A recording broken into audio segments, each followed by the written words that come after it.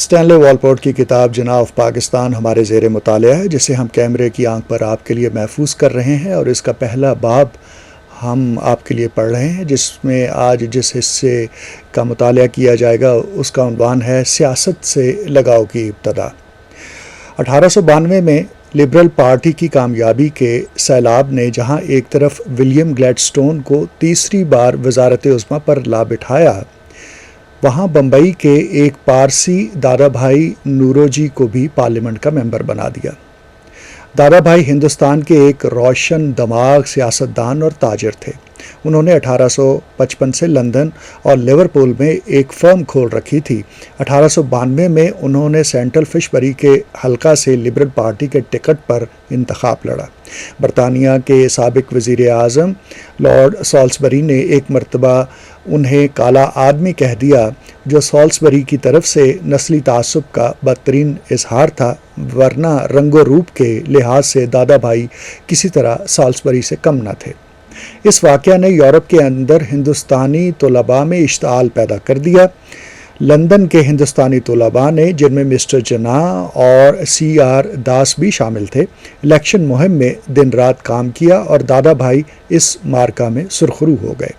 ان کی کامیابی محض 3 ووٹوں کے فرق سے ہوئی تھی، اس لیے ان کے رفقا از راہ مذاق انہیں مسٹر نیرو میجورٹی کہہ کر پکارتے تھے۔ ہندوستانی نوجوانوں کے لیے وہ ایک خرانٹ بڈھے اور پیر فرتوت کی حیثیت رکھتے تھے، اس لیے سیاسی و صحافتی حلقوں میں انہیں بجا طور پر انڈین گلیڈسٹون کہا جاتا تھا۔ دادا بھائی نے 1886 میں انڈین نیشنل کانگریس کے دوسرے اجلاس کی صدارت کی۔ اس موقع پر انہوں نے پرزور تالیوں کی گونج میں مطالبہ کیا، اس سے کوئی فرق نہیں پڑتا وہ مجالس قانون ساز ہوں یا ملازمتیں، جب تک پارلیمنٹ پہل کر کے مروجہ قوانین میں ترامیم نہیں کرتی، کسی چیز کی اصلاح نہیں ہو سکتی۔ پارلیمنٹ میں کوئی ایک بھی صحیح ہندوستانی نمائندہ موجود نہیں جو کم از کم یہ بتا سکے کہ کسی مسئلہ پر مقامی لوگوں کا انداز فکر کیا۔ اگر دادا بھائی کالے تھے تو میں ان سے زیادہ کالا تھا، جناح نے اپنی بہن کو بتایا، اور اگر انگریز سیاستدانوں کی یہی ذہنیت ہے تو ہمیں ان سے ہرگز دیانت دارانہ سلوک کی توقع نہیں رکھنی چاہیے۔ اس روز سے میں رنگ اور نسل کی بنیاد پر لگائی جانے والی ہر قسم کی پابندیوں کا سخت مخالف ہو گیا ہوں۔ جناح نے 1893 میں دارالعوام کی گیلری میں دادا بھائی کی پہلی تقریر سنی اور جذبات سے لبریز ہو گیا، کیونکہ عظیم بوڑھے نے آزادی اظہار رائے کی حمایت میں تعریفوں کے پل باندھ دیے تھے، جیسا کہ مسٹر جناح نے نوٹ کیا۔ پارلیمنٹ میں وہ اکیلا ہندوستانی تھا جو ان کی طرف سے بول سکتا تھا اور اپنے ہم وطنوں کے لیے انصاف کا مطالبہ کر سکتا تھا۔ آزادی تقریر کے بغیر کوئی قوم مسٹر جناح نے اچھی طرح سمجھ لیا اس طرح رہ جاتی ہے جیسے اس کی نشو و نما رک گئی ہو، یا گلاب کے اس پودے کی طرح مرجھا گیا ہو جسے ایسی جگہ لگایا گیا ہو جہاں نہ سورج کی روشنی ہو اور نہ ہوا۔ دادا بھائی کی حوصلہ افزائی کرنے والی مثال کی بدولت جناح سیاست میں ایک معتدل قوم پرست کی حیثیت سے داخل ہوئے اور ہندوستان واپسی کے بعد جلد ہی کانگریس کے رکن بن گئے۔ کیا مسٹر جناح نے قانون کا مطالعہ سیاسی کیریئر کی تیاری کے لیے کیا تھا؟ 1893 کے موسم بہار میں اس کے ذہن میں کیسے کیسے خیالات پیدا ہوئے، ان کا کوئی ریکارڈ دستیاب نہیں۔ ہم صرف اتنا جانتے ہیں کہ وہ ابتدائی امتحان میں ضرور شامل ہوا، جو انز آف کورٹ میں داخلہ کے لیے نسبتاً سادہ ٹیسٹ تھا۔ اس نے وہ امتحان لاطینی جز کے بغیر دیا اور 25 مئی 1893 کو کامیاب ہو گیا۔ اگر وہ تاخیر کرتا تو شاید اپنی قانونی اپرنٹس شپ مکمل نہ کر سکتا، کیونکہ اگلے سال سے کئی پیشگی شرائط عائد کرتی گئی تھیں اور پیشہ ورانہ قانونی سرٹیفکیٹ جاری کرنے کا عمل سب سے زیادہ طویل بنا دیا گیا تھا۔ یوں مسٹر جناح کا سرمایہ اس کی تعلیم مکمل ہونے سے قبل ختم ہو جاتا۔ وہ گھر سے مزید سرمایہ بھی نہیں منگوا سکتا تھا۔ اس کے والد کی دولت مندی عالمی منڈی کے اتار چڑھاؤ اور مالیاتی زر مبادلہ کی گردشوں سے منسلک تھی۔ ان دنوں ہندوستان کا چاندی کا روپیہ برطانیہ کے سنہری سٹرلنگ کی نسبت زیادہ مندے کا شکار تھا۔ 1893 کے بعد تو عالمی منڈی خود زوال پذیر ہو گئی۔ اگرچہ جناح پونجا وہ اسراف برداشت بھی کر لیتے، یہ مشکوک ہے کہ وہ اپنے بیٹے کی مدد کے لیے لندن کو مزید سرمایہ بھیج سکتے تھے یا نہیں۔ بوڑھا آدمی اس وقت بڑا غضبناک ہوا جب اسے پتہ چلا کہ نوجوان جناح نے اس کے کاروبار کو چھوڑنے کا حتمی ارادہ کر لیا ہے۔ نہ ہی اس بات کا زیادہ امکان تھا کہ سر فریڈرک گراہم کے دفتر کا کوئی بڑا فرد اس نوخاستہ ناشکر سندھی کو مدد کی پیشکش کرنے پر آمادہ ہو جاتا۔ چونکہ جناح اچھی طرح جانتے تھے کہ انہیں اپنے پاؤں پر خود کھڑا ہونا ہے، ان کا کوئی امدادی ستون باقی نہیں رہ گیا تھا۔ ان کی زندگی میں یہ پہلا موقع نہیں تھا جب وہ یکو تنہا اور ایسی سخت خطرناک پوزیشن میں گر گئے تھے، پھر بھی وہ ہرگز نہ ڈگمگائے۔ اپنا کیریئر بدلنے کے لیے جراح کسی پھرتی کے ساتھ کام کرتے رہے۔ اگر انہیں اپنے مستقبل کے بارے میں کوئی تفکرات یا خدشات لاحق تھے تو ان کا کوئی ریکارڈ نہیں ملتا۔ 25 جون 1893 سے انہوں نے لنکنز ان میں قانون کی باقاعدہ پڑھائی شروع کر دی۔ لنکنز ان میں بڑے عالیشان فارغ ہونے والے اور چھوڑ جانے والوں کی فہرست رکھتی ہے، جن میں تھامس ولیم پٹ اور نصف سے زائد برطانوی وزرائے اعظم لارڈ کسنگ سے لے کر اسکت تک شامل تھے۔ برطانیہ کے 2 عظیم ترین وزیر اعظم ڈزرائیلی اور گلیڈسٹون نے وہاں داخلہ لیا، مگر دونوں میں سے کسی ایک نے بھی کورس مکمل نہیں کیا۔ 1893 میں جب مسٹر جناح داخل ہوئے، جان مارلے کو، جو 31 سال پہلے لنکنز ان کی عمارت میں داخل ہوا تھا، قانونی کونسل کی مجلس انتظامیہ کا رکن منتخب کر لیا گیا۔ آن کمپرومائز کا مصنف جان اسٹارٹ ویل کا سب سے اہم شاگرد گلیڈسٹون، آئرلینڈ کی ہوم رول تحریک کا سیکرٹری اور لبرل پارٹی میں اس کا معاون ہوفیس جان مارلے، جس نے سب سے اہم دور میں بحیثیت secretary of state for India 5 سال تک کام کیا، وہ بھی اس سے آگے تھا۔ برطانیہ کے لائق ترین لبرل لیڈروں میں سے مارلے جناح کی پسندیدہ شخصیات میں سے ایک بن گیا۔ اس کی کتاب آن کمپرومائز اصولوں پر مبنی پرجوش انداز بیان شعلے کی طرح جناح کے دماغ میں پیوست ہو گئی، جس نے ان کے تخیل کو ایسے دلائل کے ساتھ روشن کر دیا کہ وہ اصولوں کا انتخاب کرتے وقت سچائی کو سر فہرست رکھنے پر اصرار کرنے لگے۔ جناح نے بعد کی زندگی میں طلباء سے خطاب کرتے وقت مارلے کا حوالہ دیتے اور انہیں ذاتی طور پر ان روادارانہ خیالات سے وابستہ رہنے کی کوشش کی جو انہوں نے لنکنز ان کے عظیم قانون دان سے اخذ کیے تھے۔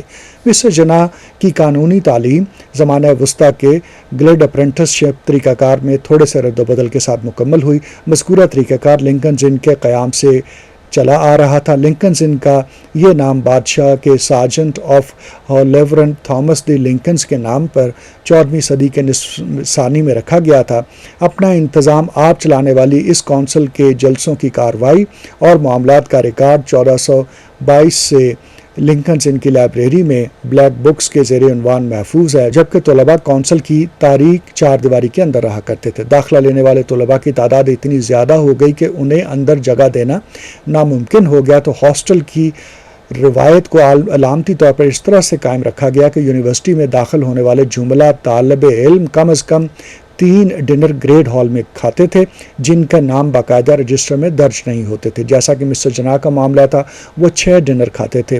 ان کھانوں کی مجلسی ماحول کو، جن میں وکلاء قانون دان طلباء کے ساتھ بیٹھ کر انہیں گفتگو، بحث یا مباحثہ میں مصروف رکھتے تھے، قانونی تربیت کا ایک اہم جز سمجھا جاتا تھا۔ نوجوانوں کے لیے اپنی ذہانت کو تیز کرنے اور عدالتی مہارت کو ترقی دینے کے لیے اپنے پیشہ کے بزرگوں کے ساتھ بحث کرنے سے بہتر اور کیا صورت ہو سکتی تھی؟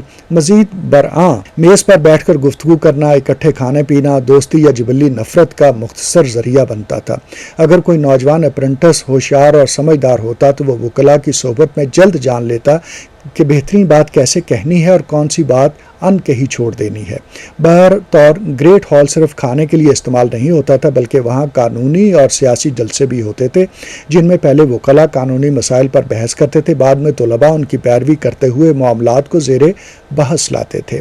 مسٹر جناح کی قانونی تعلیم کا بہترین حصہ 2 سالہ اپرنٹس شپ کے دوران پڑھائی کا وہ دور تھا جو انہوں نے ایک بیرسٹر کے چیمبر میں گزارا۔ وہ چیمبر کے باہر ٹیمپل کوٹ کی غلام گردشوں سے لے کر ہال یارن کی چیختی ہوئی سیڑھیوں تک ہر جگہ اپنے استاد کے پیشہ ورانہ نقش قدم پر چلتے تھے۔